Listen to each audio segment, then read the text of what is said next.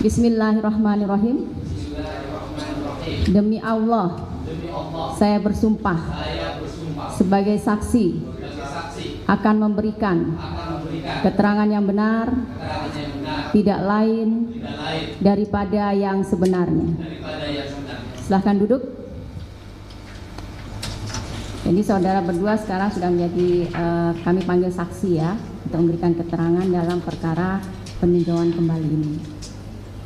Ini akan didengarkan keterangannya secara bersama-sama. Yang mana yang lebih dulu yang mau didengarkan? Nanti kami pindah. Jadi para saksi nanti dengarkan pertanyaan dari kuasa pemohon ya. Silahkan dari kuasa pemohon. Terima kasih Yang Mulia. Yang saya muliakan Pak Dedi dan Mas Teguh. Kami mengenal Pak Dedi adalah mantan Bupati Purwakarta, mantan anggota DPRD Purwakarta, mantan anggota DPR RI. Beliau adalah tokoh masyarakat Sunda, Jawa Barat, dan juga tokoh nasional. Dalam agenda terakhir ini, kami melihat beberapa aktivitas Bapak yang harusnya ikut kampanye menjadi calon gubernur, tapi kok sangat fokus turun ke kota Cirebon.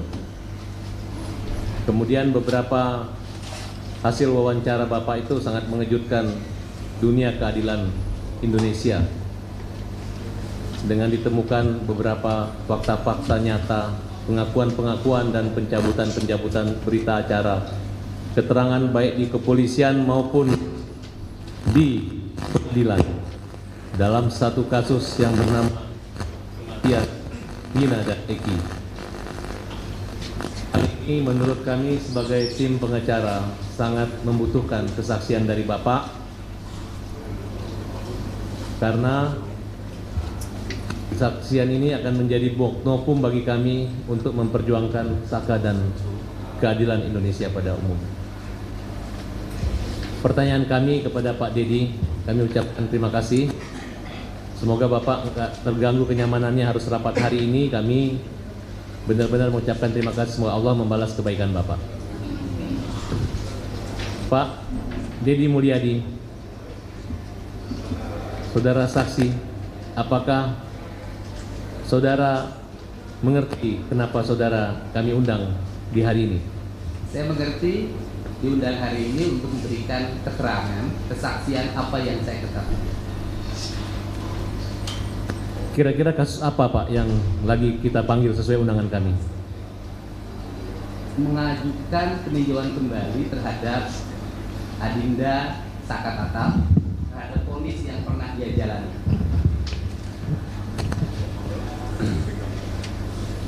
Apa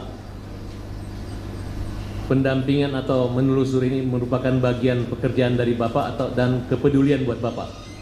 Iya, pendampingan bukan pekerjaan saya, tetapi sebagai warga negara Indonesia, saya memiliki kewajiban untuk menyampaikan berbagai informasi yang belum diketahui publik, yang belum diketahui oleh penyidik, agar saudara Saka Tatal bisa diposisikan pada posisi yang sebenarnya. Apa yang membuat Bapak tertarik, tergugah hati Bapak untuk turun sejenak di kota Cirebon? Keterpanggilan jiwa, karena ada masyarakat yang tidak berdaya menghadapi berbagai tuduhan, tuntutan, dan hukuman yang dialami tanpa sempat memberikan pembelaan yang sempurna dalam perjalanan hukumnya. Apa yang Bapak petik, Bapak rangkum, Bapak sampaikan kepada kami, kepada majelis? Titik ketidakadilan itu apa? Temuan Bapak yang Bapak dapatkan? Temuan yang saya dapatkan telah saya sajikan di channel YouTube Kang Dedi Mulyadi Channel. Dari seluruh temuan itu, saya yakin penyidik, siapapun yang punya hati pasti bisa melihat apa yang sebenarnya terjadi pada kasus ini. Bapak pernah mewawancarai Saka Tatal? Pernah. Nilai-nilai apa yang Bapak dapatkan? Iya, nilai yang dapatkan pertama dari sisi kemanusiaan. Saudara Saka Tatal pada usia remaja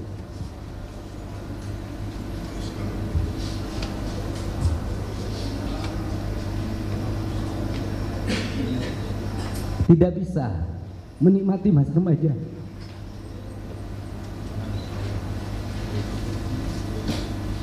dan dia harus melewati penjara dalam kurun waktu yang lama, mengalami tekanan psikologi, tekanan fisik yang harus dia alami. Dan yang saya kagumi adalah setelah bebas dia menyatakan menggugat pada negara bahwa dia tidak bersalah. Sikap ini adalah sikap patriotik anak muda Indonesia yang harus menjadi contoh. Bapak bertemu keluarganya, kakaknya, ibunya? Saya tidak hanya bertemu kakaknya. Bertemu kakaknya waktu pertama kali saya berkunjung dan bertemu saudaranya bernama Sadikun. Pak Dedi pernah ke rumahnya? Saya pernah ke rumahnya. Ada motor atau ada kekayaan atau nilai-nilai sosial yang tinggi di situ yang Bapak temukan? Iya, saya lihat hanya ada rumah yang dalam posisi rumah yang sangat jelek. Kemudian berapa orang yang sudah Bapak wawancarai saat itu? Kalau sampai saat ini mungkin sudah puluhan ya, saya sudah tidak bisa menghitung. Tetapi yang menyangkut Saka Tatal yaitu mencoba memahami peristiwa apa yang dialami oleh saudara Saka Tatal pada tanggal 27 Agustus 2016. Apa yang saudara ketahui berdasarkan informasi yang diwawancarai tentang keberadaan Saka Tatal tahun 2016 tersebut? Dari channel yang saya ungkapkan ke publik pada tanggal 27 Agustus 2016, saudara Saka Tatal berada di rumah. Dia berada di rumah neneknya dan berada di rumah Sadikun. Kemudian pada waktu itu dia nongkrong-nongkrong sampai malam hari di rumahnya Sadikun. Pada waktu itu ada motor saudara Irfan yang mogok karena mengalami gangguan kabilator. Kemudian motor yang mogok itu diteleponlah yang punya bengkel bernama Heri oleh Sadikun untuk apakah bisa memperbaiki motor Irfan, dan Heri mengatakan bisa. Kisaran pukul 10 malam mereka menceritakan pergi bersama-sama. Satu, saudara Saka Tatal dibonceng oleh Sadikun. Yang kedua, saudara Irfan membawa motor yang mogoknya sendiri. Yang ketiga, saudara Raja almarhum membonceng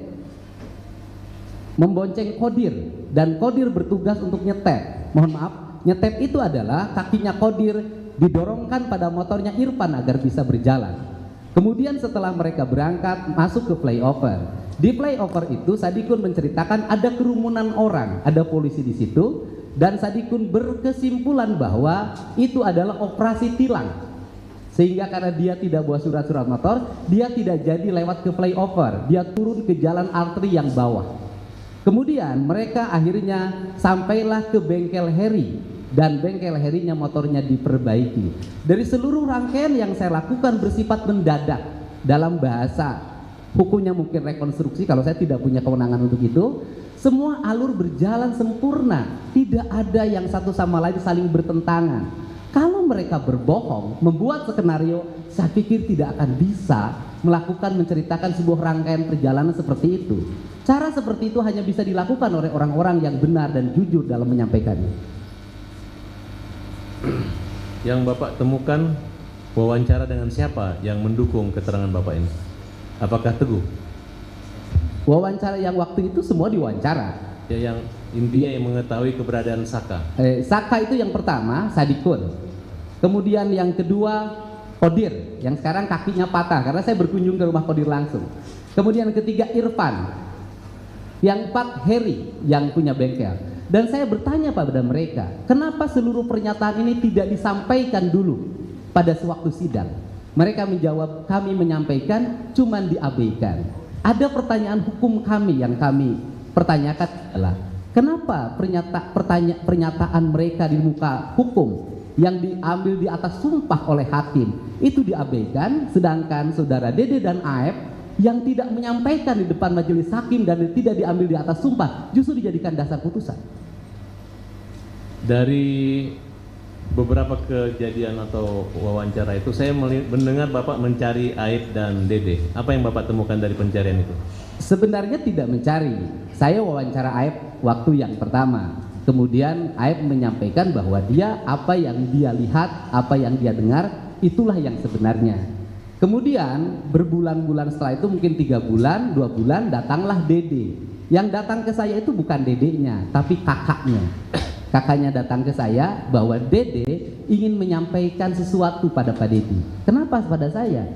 karena sulit pada yang lain menjamin keamanannya, menjamin dirinya. Akhirnya kami menjemput Dede ke Tangerang pada hari Sabtu. Kemudian setelah itu Dede langsung jam 4 ketemu saya, langsung memberikan pernyataan bahwa dia itu pada waktu itu berbohong. Dia tidak melihat gerombolan orang untuk menggunakan motor, melakukan pelemparan dan sebagainya. Jarak antara warung Madura ke tempat anak-anak nongkrong itu setelah diukur oleh Dede, menurut dia jaraknya 150 meter. Artinya kalau dalam BAP itu kan dia hanya melihat keterangan itu dari jarak 50 meter, kemudian tidak, karena ketakutan dia pergi lari, kabur. Iya. Artinya itu kita anggap tidak mungkin lah. Dan saudara Dede juga menyatakan itu adalah arahan dari Rudiana. Coba Bapak gali sedikit pengakuan daripada Dede. Ya, kalau pengakuan dari Dede kan sudah disampaikan di channel YouTube saya. Saya pikir tinggal itu saja dilihat. Dan masih ada, sudah disampaikan. Terus di Peradi pernah Bapak hadirkan juga Dede? Sudah dihadirkan, di conference base-nya ada. Saya pikir majelis JPU sudah bisa melihat dan mengakses di berbagai berita media juga muncul. Saya butuh pengulangan lagi Pak. Kira-kira apa yang disampaikan Dede tentang peristiwa itu? Yang disampaikan oleh Dede pada Iya. Yang disampaikan oleh Dede pada peristiwa itu bahwa saudara Dede dijemput. Saudara Aep minta dijemput oleh saudara Dede untuk untuk diantar ke Polresta. Ya. Kemudian ada pertemuan nggak antara Dede dengan Rudiana? Kalau pengakuan Dede ada pertemuan di situ sebelum diperiksa. Itu pengakuan Dede. Artinya menurut Dede semua keterangan yang disampaikan itu adalah arahan dari Rudiana. Menurut Dede di channel YouTube saya seperti itu. Apa benar menurut Dede tidak pernah datang ke pengadilan dan yang melarang datang ke pengadilan itu adalah Rudiana? Di channel YouTube saya dan di berbagai channel media seperti itu jawabannya. Apa kesimpulan Bapak tentang peristiwa pengakuan Dede tersebut? Kesimpulan saya dalam peristiwa pengakuan Dede bahwa Dede tidak mengetahui peristiwa pengejaran dan Dede memastikan pada malam itu tidak ada kerumunan orang di depan SMP 11, tidak ada anak-anak bergerombol di gang SMP 11 pada malam itu. Tidak ada peristiwa pengejaran dan Dede setelah membeli rokok kembali lagi mengantar Aep ke tempat pencucian mobil.